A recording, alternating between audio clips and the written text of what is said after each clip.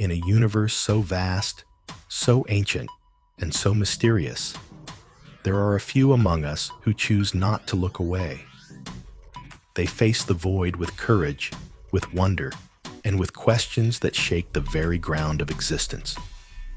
Today, we welcome one of those minds, Stephen Hawking, physicist, philosopher, cosmologist, author, and to many, a symbol of the boundless strength of the human spirit.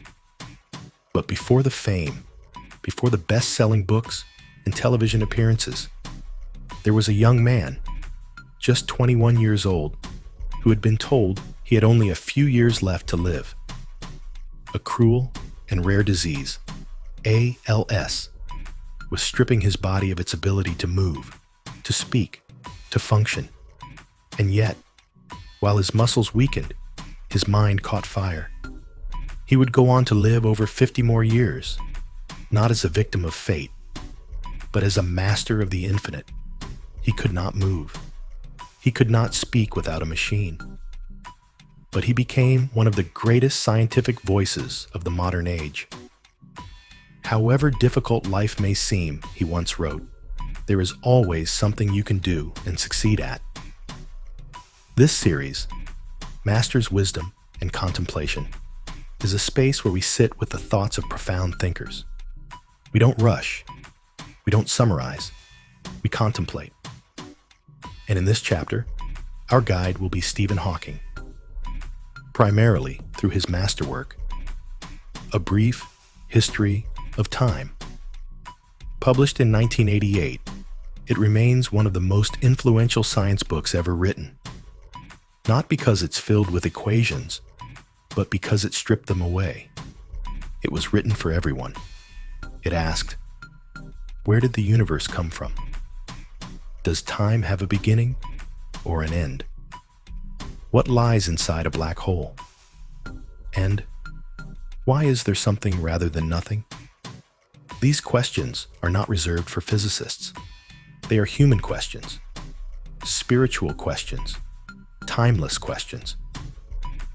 If we find the answer to that, Hawking said, it would be the ultimate triumph of human reason, for then we would know the mind of God.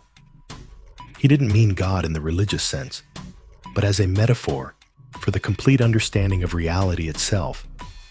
In this series, we will return again and again to his ideas, sometimes quoting directly, sometimes interpreting slowly, always honoring the depth from which they came.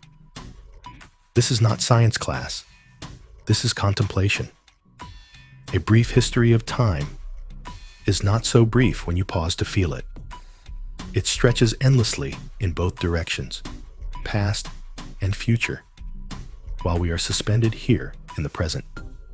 Stephen Hawking gave us a language to approach that mystery, not just as thinkers, but as fellow travelers in space and time. Look up at the stars, not down at your feet, he told us. Try to make sense of what you see and wonder about what makes the universe exist. So that's what we'll do.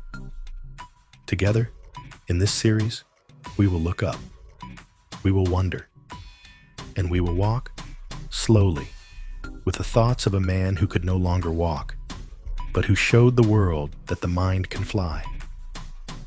Let this be your invitation into a deeper conversation, not only with the cosmos, but with yourself.